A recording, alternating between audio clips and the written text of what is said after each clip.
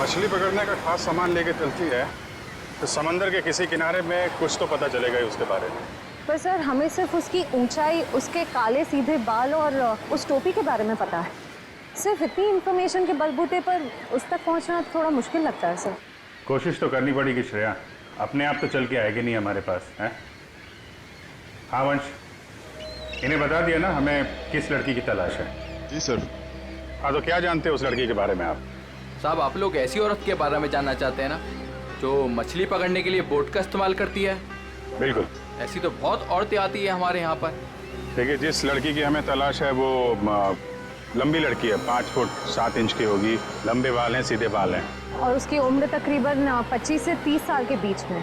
लंबे बाल, 25 से 30 साल की उम्र, ऐसी 2-3 लड़की आती है हमारे यहाँ पर। हमें उनके नाम और पते चाहिए। आप जब वोट देते हैं तो नाम पते तो लिखते होंगे ना? जी साहब।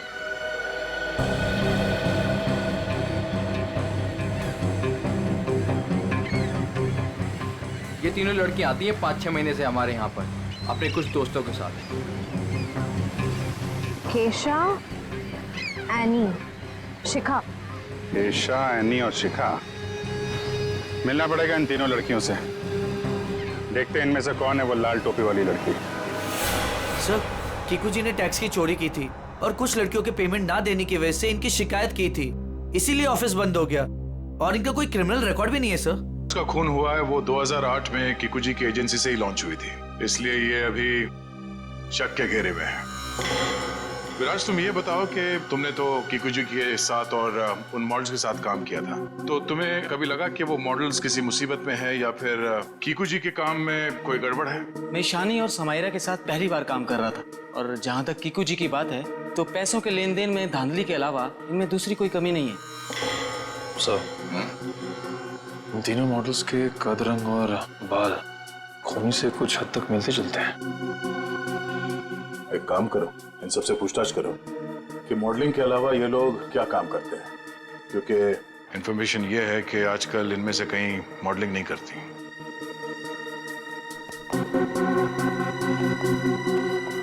एनी, 2012 में आप मॉडलिंग छूट चुकी थी।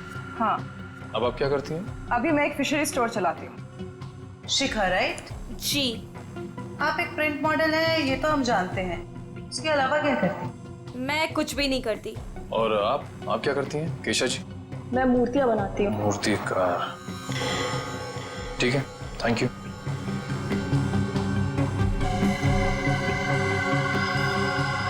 तो बिल्कुल खूनी की प्रोफाइल जैसा है। कंपनी का नाम रेड इंक। मेरा शक सही है, इस एजेंसी के मॉडल्स का ही कुछ राज है। सर, एनी, केशा और डॉली, उन तीनों के प्रोफाइल्स कुछ उन्हीं से मिलते जुलते हैं। सर, इनका संबंध मूर्तियां बनाने और फिशिंग से भी। तो इनका प्रोफाइल, पेशा दोनों शक के दायरे में है। एक काम करो, इन तीनों को ब्यूरो लेके चलो। सर, खूनी लड़की ने जिस तरह के कपड़े पहने थे उस तरह के कपड़े आ गए सर। Very good.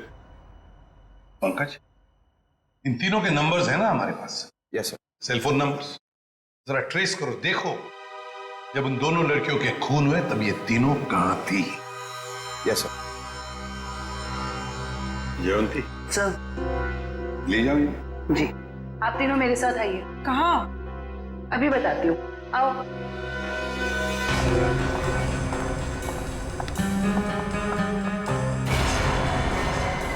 अरे साहब, ये तो वही कपड़े और टोपी है जो मैंने उस रात उस औरत को पहने हुए देखा था।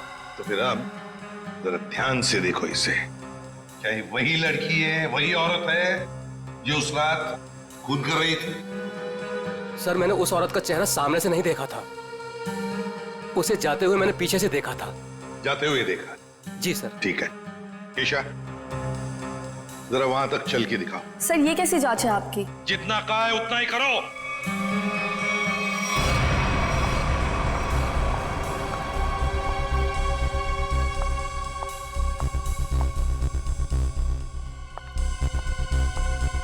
नहीं साहब। नहीं? नहीं। ठीक है, आप आइए मेरे साथ।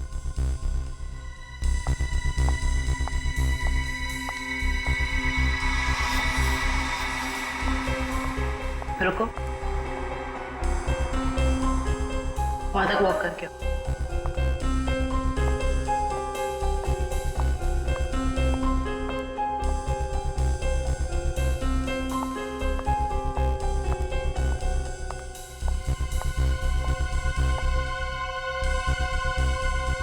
ये भी नहीं है सर। आइए।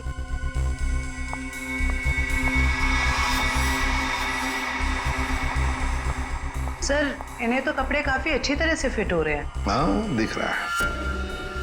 अब ऐनी जी, जरा चल के भी दिखाइए।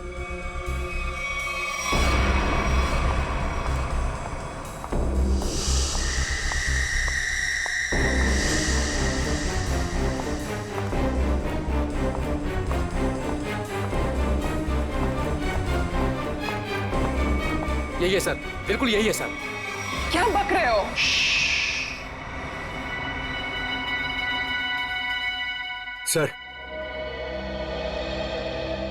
सर, जिस वक्त समायरा का खून हुआ था, आनी का फोन उसी एरिया में था। सुना है नहीं? उसी इलाके में था तुम्हारा फोन जिस वक्त ईशानी और समायरा का खून हुआ था। तुम जा सकते हो। और मैं? आपको तो रुकना ही पड़ेगा। सर, मैं क्यों नहीं जा सकती? वो इसलिए कि खूनी की चाल और तुम्हारी चाल बिल्कुल वही है। और तो और सबसे बड़ी बात कि तुम्हारा फोन उसी इलाके में मिला जहां पर इन दोनों लड़कियों का खून हुआ। सर, इन सब का क्या मतलब है? I mean, दो लोग एक जैसे दिख सकते हैं ना? और फिर वॉचमैन ने ऐसा तो नहीं कहा कि मेरा चेहरा खूनी के चेहरे से मिलता है। लेकिन जिस वक्त खून हुआ उस वक्त तुम्हारे मोबाइल की लोकेशन भी वहीं की बता रही है, और ये सब कुछ इत्तेफाक तो नहीं हो सकता। सर, उस वक्त सैकड़ों लोग उस एरिया में थे, तो क्या सब खूनी है? बस बस, बहुत बोल दिया। बताओ क्यों किया खून ईशानी और समायरा का? सर, आप मुझ पे दो खून का आरोप लगा रहे हो। मैंने कुछ नहीं किया ऐसा। अभी तो सिर्फ आरोप लगाया है, सजा मिलनी तो अभी बाकी है। सजा? जी, सजा। खून की सजा फांसी। सर, मैंने कुछ नहीं किया ऐसा। मैं बताती हूँ सर। बताओ। पर मेरी एक शर्त है। ये लो, इनकी एक शर्त भी है। चलो बताओ, क्या शर्त है? सर, मुझे 50 लाख रुपए चाहिए। 50 लाख रुपये? हाँ। चलो, दे दिए। अरे लेकिन तुम पैसों का क्या करोगी? तुम्हें तो सजा होने वाली है। आप वो सब छोड़िए, मैं आपको बता रही हूँ ना, मैंने कुछ नहीं किया। सर, मैं तो सिर्फ उसे जानती हूँ जो खूनी को जानता है। और वो है शिखा। शिखा? तुम इतने यकीन के साथ कैसे कह सकती हो? आप लोग पता कर सकते हैं ना? हाँ, वो तो हम पता करेंगे। सर, मेरे पैसे? पैसे? कौन से पैसे? सर, अभी आपने बताया आप देंगे। कब? नहीं सर, मैंने तो कुछ नहीं सुना। कब कहा? सर, ये सरासर धोखा है। नहीं नहीं नहीं नहीं, यानी जी हम कभी धोखा नहीं करते। हाँ, धोखा जरूर करते हैं जब कोई कानून के साथ खिलवाड़ करता है, तब कभी कभी सीआईडी वाले धोखा देते हैं। ले जाओ इसे। सीआईडी फिर से? अब क्या कर दिया मैंने? आपने क्या किया है क्या नहीं ये तो हम पता लगा लेंगे, लेकिन आप एक नंबर के झूठे हैं ये पता चल चुका है। क्या मतलब है आपका? आपने कहा आप समायरा को नहीं जानते? 2009 में समायरा ने आपकी कंपनी रेडिंग के लिए मॉडलिंग की थी, सच है? रेडिंग? इसे कैसे ढूंढ लिया आपने? हमें पता चल चुका है। 2009 के रेडिंग के फोटोशूट कैंपेन में ईशानी और समायरा दोनों ने मॉडलिंग की थी, है ना? मैम, ये कंपनी मेरे नाम पे तो थी, लेकिन मैं इस कंपनी का मामूली सा छोटा सा पार्टनर था। आप इस कंपनी के असली मालिक से क्यों नहीं पूछते? असली मालिक कौन है? चैताली। आप उससे क्यों नहीं पूछते? चैताली? इस केस में पहली बार ये नाम आया। कहाँ रहती है वो? ये नहीं हो सकता, ये नहीं हो सकता। अगर सीआईडी को सच का पता चल गया तो बहुत बुरा हाल होगा मेरा।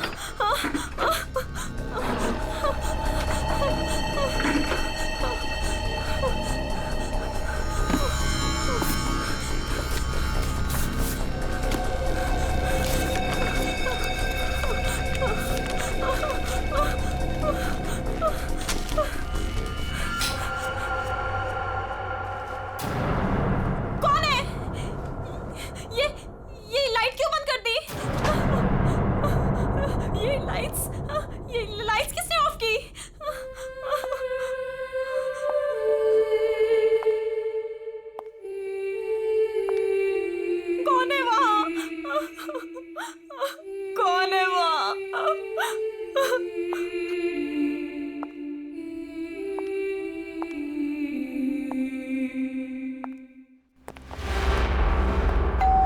शिखा सच्चाई बता क्यों नहीं देती?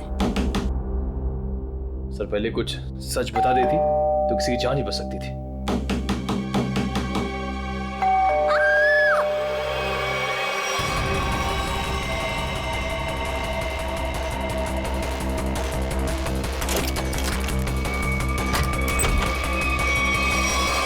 शिखा, शिखा, शिखा,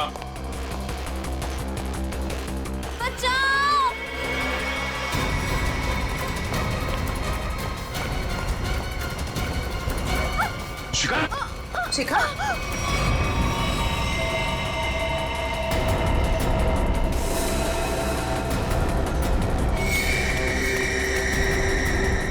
नस कटी नहीं है। इशिता जल्दी एम्बुलेंस को बुलाओ, जल्दी। भाग गई। कोई बात नहीं, बच के जाएगी कहाँ? सर को जलाने की कोशिश भी की गई है। Oh no. शिखा,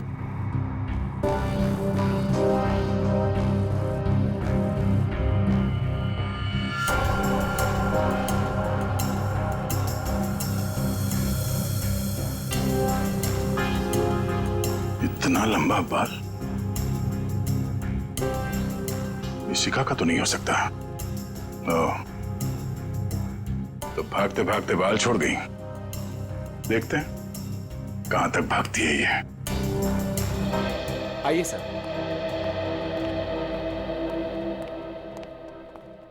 सर मैं यहाँ तब से नहीं आया जब से मेरी और चैताली की हिस्सेदारी वाली कंपनी बंद हुई है।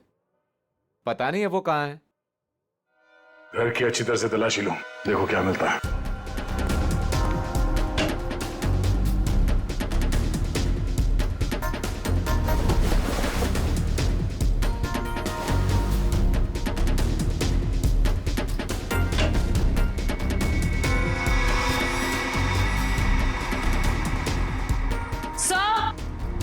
आ जाओ दी।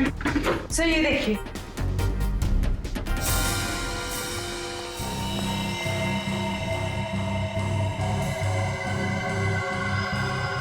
ये तो उस खूनी का पहना हुआ है। सर इस बंद पड़े घर में यहाँ कैसे आ गया? चलो निकालो इसे बाहर।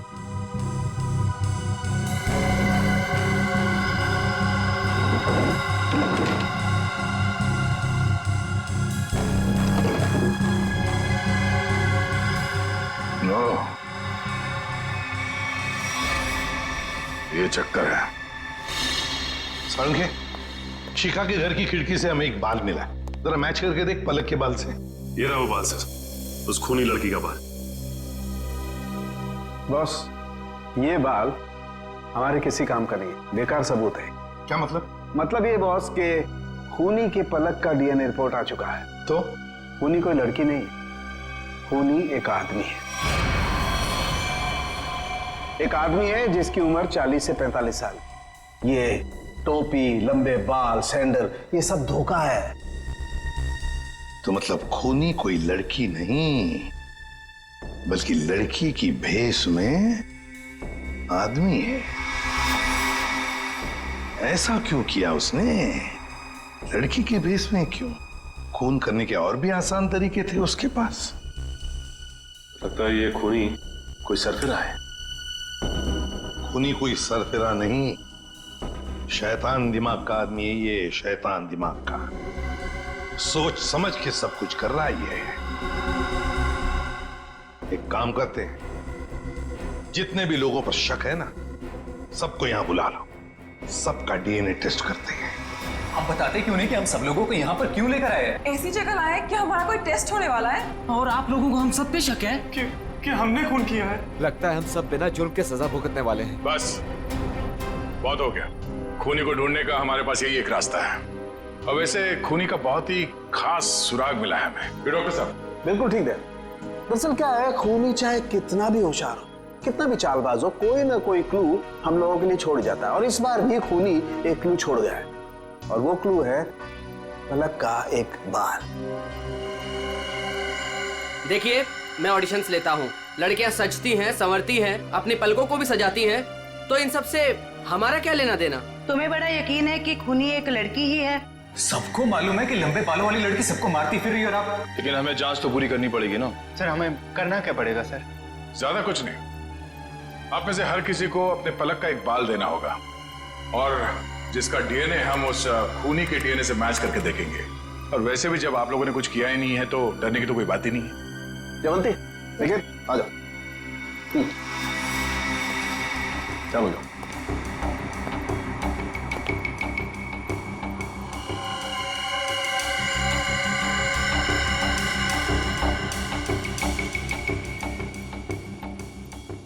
देखिए प्लीज, मेरी तबीयत ठीक नहीं लग रही, मुझे चक्कर आ रहे हैं, मुझसे ये सब नहीं होगा। अच्छा, तुम्हारी तबीयत भी अभी खराब होनी थी? सर आप इस जांच को बाद में भी कर सकते हैं। चलो प्रीतम, मैं तुम्हें हॉस्पिटल ले चलता हूँ, चलो। और चैताली किसी हॉस्पिटल में है क्या? निखिल,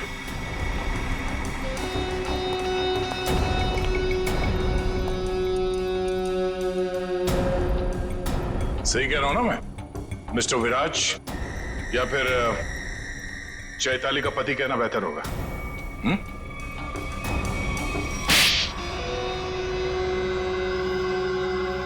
चैताली कहाँ है बताओ? चैताली अब इस दुनिया में नहीं है, और जिनकी वजह से वो इस दुनिया में नहीं है, मैंने उन सबको, समायरा और ईशानी, उन दोनों को भी चैताली के पास पहुंचा दिया। और जिस लड़की शिखा को आपने बचाया है, मैं उसे भी नहीं छोड़ूंगा। तुम सीआईडी के सामने किसी को जान से मारने की धमकी दे रहे हो मिस्टर विराज? बड़ी हिम्मत है तुम्हारे। घर में हमें पता चल गया था कि सारे खून के पीछे तुम्हारा ही हाथ है, और अब डीएनए टेस्ट से प्रूव भी हो जाएगा, लेकिन हम तुम्हारे मुंह से सुनना चाहते हैं। मैं तो अपनी बीवी को इंसाफ दिलाना चाहता था, बस शिखा, समायरा और ईशानी, ये तीनों मेरी बीवी की खुदकुशी की जिम्मेदार थी। पर ये बात मुझे 5 साल बाद पता चली। इतने सालों बाद तुम्हें कैसे पता चला कि ये तीनों तुम्हारी बीवी के मौत के जिम्मेदार है? ये 2009 की बात है। चैताली ने द रेड इंक कंपनी में पैसा लगाया था, और ये तीनों लड़कियां उसके बराबर की पार्टनर थी। माणिक तो बस नाम का पार्टनर था इनके बीच। मैं उस वक्त यूके में था और इन तीनों लड़कियों को जानता भी नहीं था। लेकिन जब इनकी कंपनी नुकसान में चली गई तो इन तीनों ने मेरी बीवी को कर्जे और बकायेदारों से लड़ने के लिए अकेला छोड़ दिया और उसे मरने पर मजबूर किया। और जब तक मैं उसके पास पहुंचता, उसने फांसी लगाकर खुदकुशी कर ली। मैंने एक औरत का वेश बनाया और अपना बदला लेना शुरू किया, ताकि आप लोग ये सोचते रह जाएं कि खूनी एक औरत थी। शिखा के घर जो जलाया था वो एक सबूत था, उसको मुझ पे शक हो गया था। माना कि उन तीनों की वजह से तुम्हारी बीवी अब इस दुनिया में नहीं रही। तुम कानून की मदद ले सकते थे, लेकिन तुमने ऐसा नहीं किया। अपनी बीवी की मौत का बदला लेने के लिए तुम खून करने लगे। अब तुम्हें फांसी से कोई नहीं बचा सकता।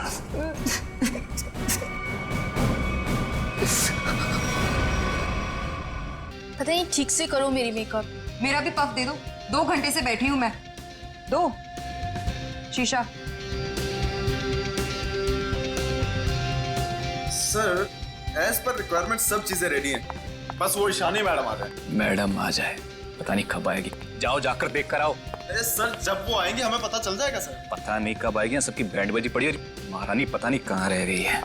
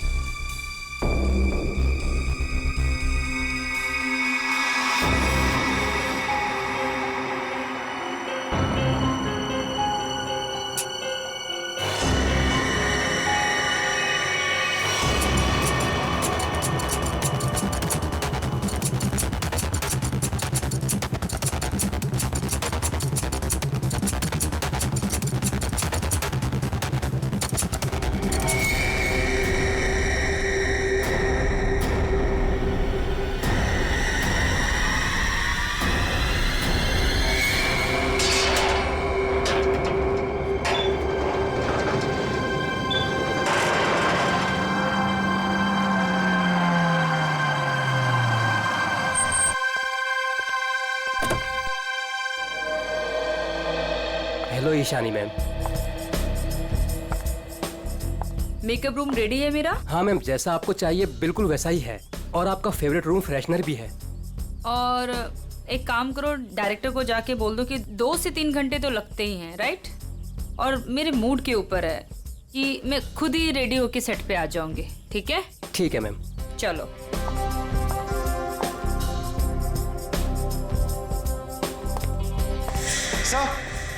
सर, ईशानी मैडम आ गए हैं। आ गए?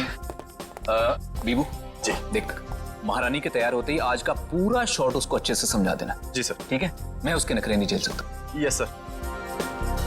सर अगर उसने मुझे थप्पड़ मार दिया तो खा लेना एक थप्पड़। स्पॉट सुन, ईशानी मैम का जूस और लो कैलोरी दही जल्दी से लाना, नहीं तो वो शूट कैंसिल कर देगी। सुनो, क्या मतलब है ये सबका? तुम लोग इधर उधर भाग रहे हो जैसे कि पता नहीं कोई शेरनी आ गई है। जाओ जल्दी से जाकर ईशानी को रेडी करवाओ। अब भी मैं डायरेक्शन टीम को बोल के आती हूँ।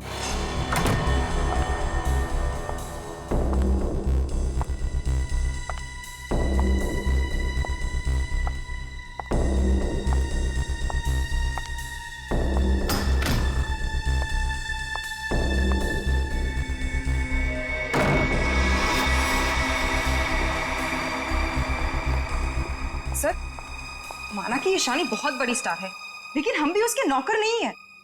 वही तो, सुबह के 9 बजे से हम रेडी होकर वेट कर रहे हैं और वो अभी तक नहीं आई। इतना वक्त हो गया, 3-4 बार टचअप हो चुका है। तो क्या करूं यार, एक तो विराट सर ने इस नकचड़ी को 1 साल का कॉन्ट्रैक्ट साइन करवा के मेरे सर पे दर्द करके रखा है, और ऊपर से तुम लोग मेरे सर पर चढ़ रहे हो। प्लीज ट्राई टू कोऑपरेट यार। Cooperate my foot. मैं ईशानी के नखरे और बर्दाश्त नहीं कर सकती हूँ। मैं जा रही हूँ यहाँ से। मैं विराट सर के चेक्स वापस कर दूंगी, लेकिन मैं ऐसे काम नहीं कर सकती हूँ। बाय। अरे मैडम रुके, अरे सर आप ही रोके समायरा जी को। अगर आज शूट नहीं हुआ ना तो विराट सर सबकी छुट्टी कर देंगे सर। जाने दे उसको, एक ईशानी 100 सुमेरा के बराबर है।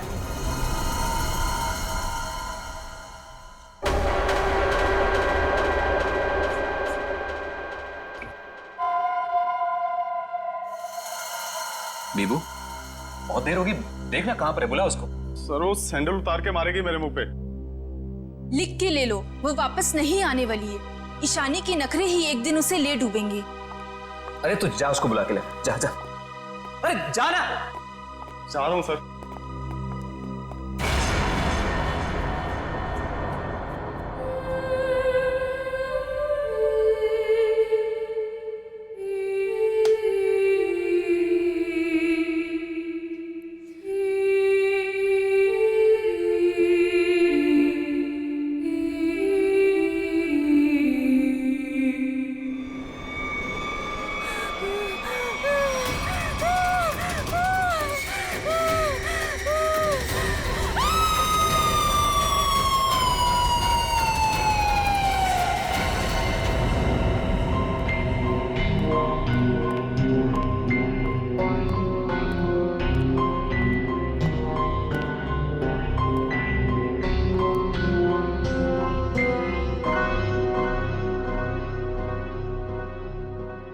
मैम,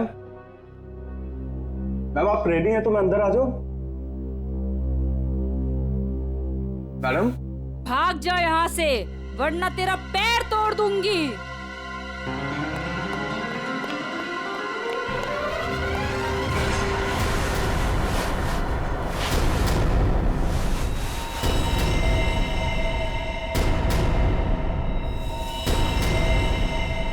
नहीं, उसने कहा भाग जा, तो भागकर मेरे पास आ गया। अंदर जाने की हिम्मत नहीं की। उनके बिना बोले मैं अंदर कैसे जाता? आप नहीं जानते सर, गला दबा देती वो मेरा। 3 घंटे से वो तैयार हो रही है, यहाँ शूटिंग का टाइम निकला जा रहा है और तुझे अपने गले की पड़ी है। मैं देखता हूँ, चलकर चलो।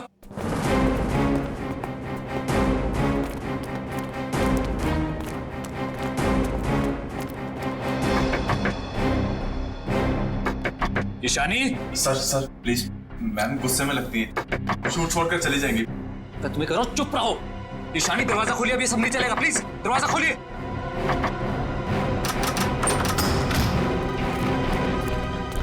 अरे मैम ये हेड क्यों पहनी आपने? ये तो ब्रीफिंग में है ही नहीं। मैम ऐसे बैठे क्यों हैं? क्या अकड़ है इस औरत के अंदर। ईशानी जवाब दो, हमारी तरफ देखो। ईशानी, ईशानी।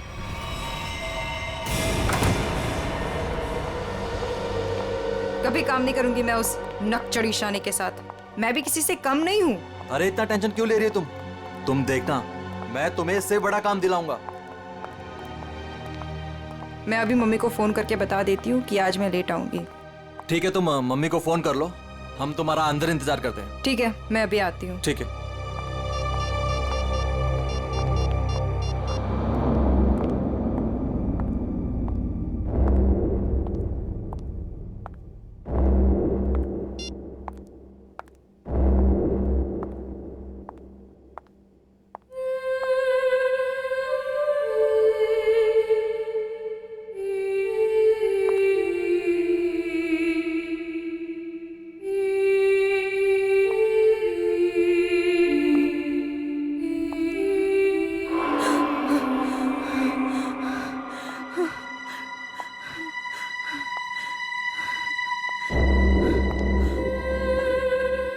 कौन है?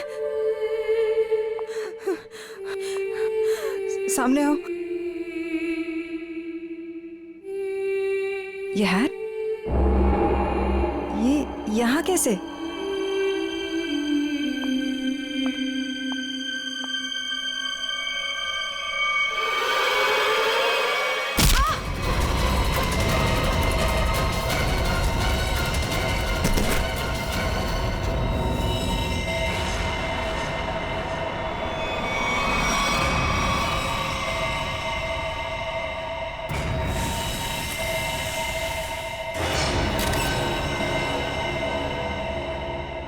बेरहमी से गला काट दिया। हाँ सर, ये अजीबोगरीब मेकअप और ये लाल रंग की हैट भी रखी।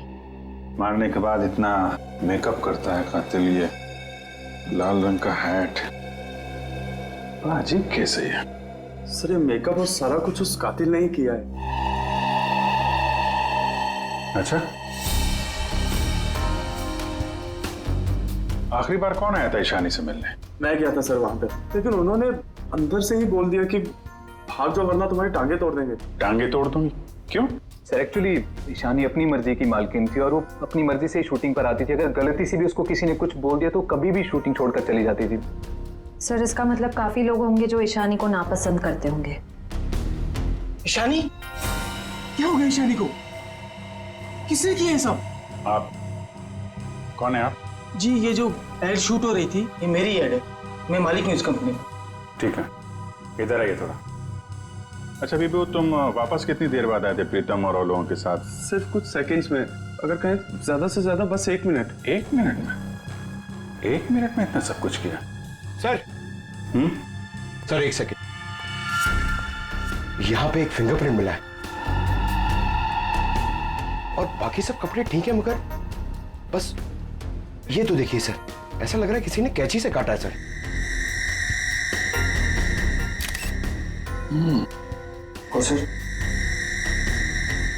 और सर यहाँ पे खून मिला है सर। कातिल पहले से ही कमरे में मौजूद था। सर हो सकता है बिहू ने जो आवाज सुनी वो ईशानी की हो ही ना। हो सकता है। क्या ईशानी से मिलने कोई आया था क्या?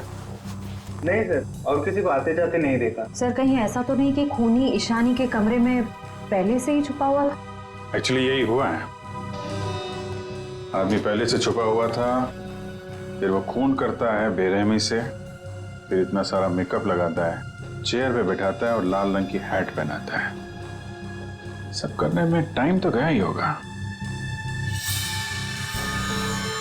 सर ये देखिए, ईशानी का टॉप भी कटा हुआ है। इसे भी काटा गया है? उधर भी कपड़े कटे हैं, इसका टॉप कटा है। लगता है ये जानबूझ के किया गया है।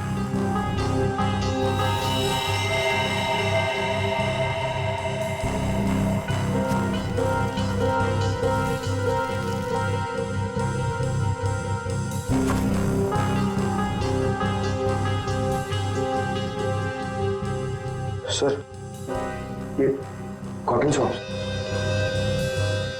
लगता है मेकअप करने में इस्तेमाल किया गया है। वंश, ये सारी चीजें और बॉडी को फोरेंसिक लैब भेजो, तब तक हम लोग जरा बाहर देखते हैं। सर बहुत ही अजीब बात है, किसी ने भी खूनी को आते जाते देखा ही नहीं। आने जाने की तैयारी पहले से कर रखी थी खूनी ने, ना काम किया और निकल भागा। पर सर ऐसी कैसी तैयारी की होगी कि यूनिट के किसी भी मेंबर ने उसे नहीं देखा? इतना हंगामा हो गया यहाँ पे और ये बैठा सो रहा है। जी साहब। यहाँ से किसी को आते जाते देखा तुमने? साहब मैं तो अभी 5 मिनट पहले ही आया हूँ। 5 मिनट पहले? ये शूटिंग का टेम्पो है ना? हाँ साहब, ये शूटिंग का ही टेम्पो है। तो ये टेम्पो अभी बाहर कब गया था? साहब यही कोई 1:30-2 बजे के आसपास। 1:30-2 बजे? सर उसी दौरान तो ईशानी का खून हुआ था। जब टेम्पो बाहर गया था तुम्हारे साथ कोई और भी था? नहीं अच्छा, पीछे कोई बैठ कर गया था, तुमने किसी को आसपास देखा? मैडम, पीछे तो सामान रहता है, अब पीछे कोई बैठा हो तो मैंने नहीं देखा। इससे अच्छा तरीका और क्या हो सकता है खूनी के यहाँ से निकलने का?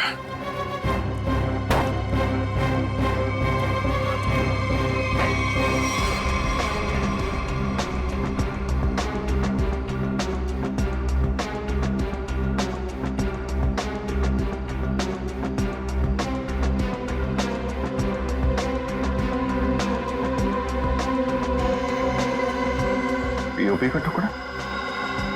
ये यहाँ क्या कर रहा है? शूटिंग में तो कहीं भी धूल मिट्टी थी नहीं। ये मिट्टी का टुकड़ा कहाँ से आया? साहब इसमें तो प्रॉपर्टी का सामान रहता है। प्रॉपर्टी के सामान? और उसमें पीओपी का टुकड़ा? मतलब कोई और था यहाँ पे?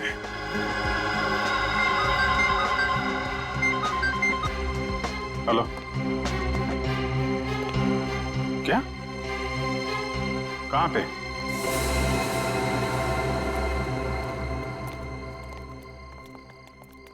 आपने फोन किया था?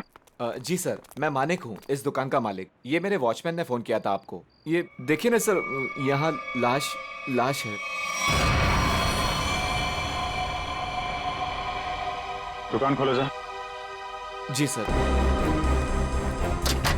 तुम यहीं रुको। जी साहब।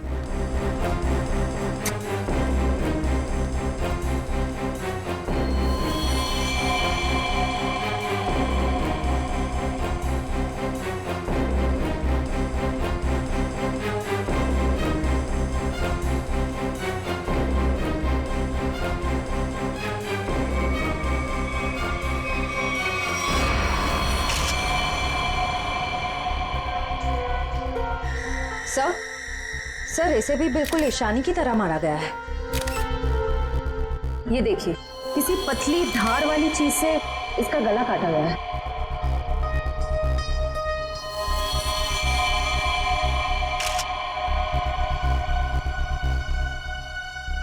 सर ये देखिए, इसका टॉप भी वैसे ही काटा गया है।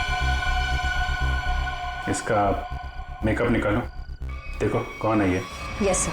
ये लाश दुकान में आई कैसे? सर मुझे नहीं मालूम।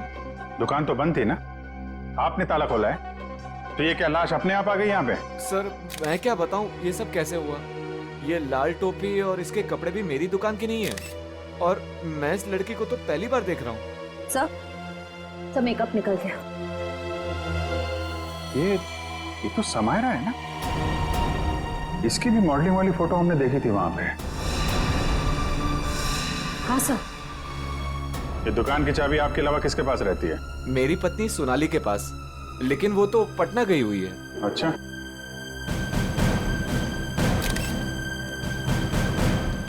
तुम्हारी ड्यूटी में एक आदमी यहाँ पे खून करता है, उसकी लाश को यहाँ दुकान में रख दिया। क्या कर रहे थे तुम? कुछ देखा नहीं तुमने? देखा ना साहब, पर वो खूनी है ये कैसे पता चलता? हा? कैसा था वो? था नहीं साहब, थी। वो एक औरत थी, उसे मैंने जाते हुए पीछे से देखा था। उसने लाल रंग का कोट पहन रखा था, उसके बाल लंबे थे और उसने सर पे एक लाल टोपी पहन रखी थी। और हाँ साहब, उसने डस्टबिन में कुछ डाला था। मतलब सर, खूनी एक औरत है? कहाँ है वो डस्टबिन जिसमें उसने कुछ डाला था? वो वहां। तो फिशिंग का सामान है, मछली पकड़ने का कांटा वाटा। सर ये तंगुस पे खून लगा है।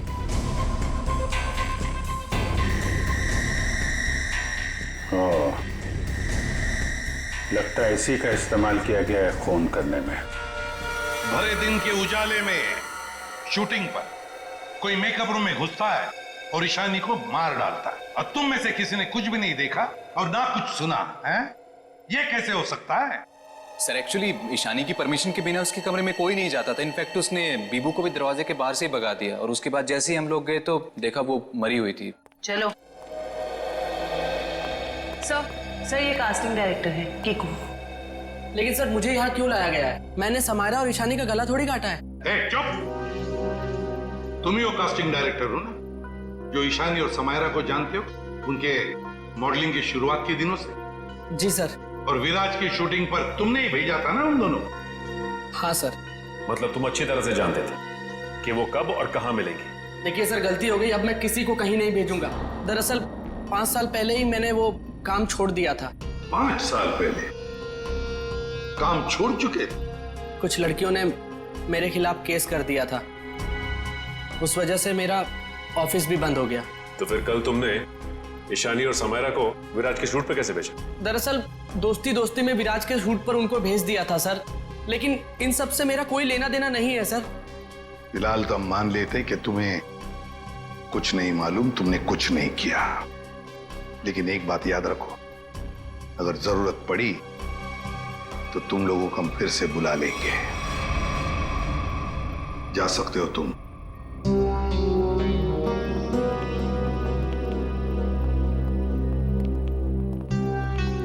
इन तीनों पे कड़ी नजर रखनी पड़ेगी। देखो वो कहां कहां जाते हैं, किस किस से मिलते हैं, क्या क्या करते हैं। सर लेकिन खूनी तो एक लड़की है ना? हाँ, खूनी तो लड़की है, लेकिन खून करने में किसी लड़के का भी तो इस्तेमाल हो सकता है। समायरा और ईशानी दोनों मॉडल्स थी, मॉडल। लाल टोपी, मारने के बाद सफेद रंग का अजीब मेकअप, मारने के लिए फिशिंग का सामान, और फिर उन दोनों खून में सब कुछ बिल्कुल एक जैसा। तो एक बात समझ में नहीं आई कि खूनी ने ये मछली पकड़ने का सामान क्यों इस्तेमाल किया खून करने के लिए? सर बहुत ही अजीब है ये खूनी, और एक ही दिन में 2 मॉडल्स को मार डाला इसने। पता लगाना पड़ेगा कि समायरा और ईशानी दोनों मॉडलिंग के अलावा और कुछ करते थे या मॉडलिंग करने से पहले क्या करती थी। इन दोनों के बीच में कोई संबंध तो नहीं था, पता लगाना पड़ेगा।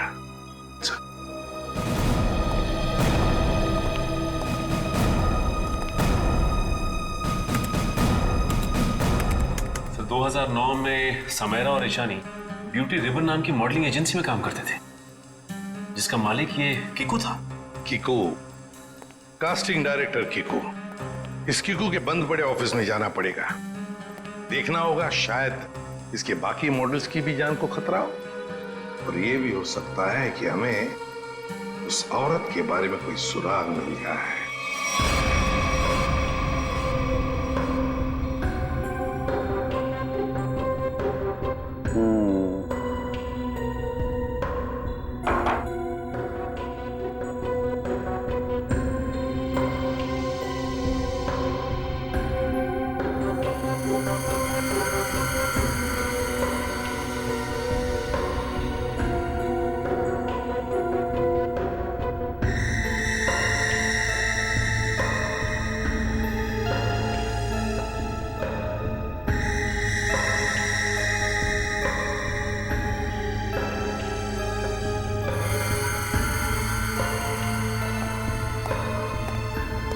सर हमारा शक बिल्कुल सही निकला। खून करने के लिए इस्तेमाल किया गया ये हथियार एक खास तरह का फिशिंग किट ही है। सर आप सुन रहे हैं मैं क्या कह रही हूँ? हाँ सुना तारिका, लेकिन मैं फिलहाल किसी और काम में हूँ। क्या? खूनी का कद नापने में। अरे वाह साळुंखे, खूनी के कद का पता लगा लिया तूने? हाँ बस 1 मिनट जरा, ये दोनों के गर्दन का ये घाव देखो बस। ये घाव का निशान ऊपर की तरफ बना हुआ है, ना तो सीधा है ना नीचे की तरफ। मतलब खूनी ने तार से इन्हें ऊपर की तरफ खींचा। इसका मतलब साफ है, खूनी की ऊंचाई इन दोनों से ज्यादा थी। मतलब सर वो खूनी औरत इन दोनों से लंबी है? बिल्कुल पंकज, और लगभग 5 फीट 7 इंच थी। ये मेरी ट्रिग्नोमेट्रिक कैलकुलेशन मुझे बताती है, इंक्लूडिंग वो जो सैंडल उसने पहने हुए थे उनके। एक बार हाथ में आ जाए ना तो ऊंचाई भी नाप लेंगे। 5 फुट 7 इंच की लड़की जिसके लंबे और सीधे बाल हैं। और सर, या तो उसे फिशिंग करने का, मछली पकड़ने का शौक था, या तो फिर किसी खास मकसद से उसने ये सामान, ये फिशिंग किट का इस्तेमाल किया होगा। सांख्य, लगता है इस मछली पकड़ने के तंगूर से, इस तार से इन दोनों के गले को काटा है। बिल्कुल बॉस। डॉक्टर साहब, जो प्लास्टर ऑफ पेरिस जैसी मिट्टी मिली थी हमें, उससे कुछ पता चला क्या? हाँ पता चला सचिन। बॉस, वो सामान मूर्ति बनाने के काम में आता है। मूर्ति बनाने का? बॉस, टेस्ट चल रहे हैं, बाकी का भी पता चल जाएगा। तो कब बताएगा साळुंखे? बताऊंगा थोड़ी देर में, लेकिन एक खास बात और बताना चाहता हूँ। वो क्या है? बॉस, ये देखो, ये है वो तार जिससे खूनी ने इनका गला काटा। खूनी जब इनका गला काटने की कोशिश कर रहा था, इन लोगों ने अपने बचाव में हाथापाई की होगी। उसी झड़प के दौरान खूनी का पलक का एक बाल मुझे इस तार पर से मिला है। मतलब तू अब इस बाल का डीएनए टेस्ट करेगा, है ना? करना ही पड़ेगा। एक खूनी लड़की जिसका कद 5 फुट 7 इंच है, जिसके सीधे और लंबे बाल है, जिसे मछली पकड़ने का शौक है और शायद मूर्तियां बनाने का भी। बस इतना भी काफी है हमारे लिए इस लड़की को ढूंढने के लिए।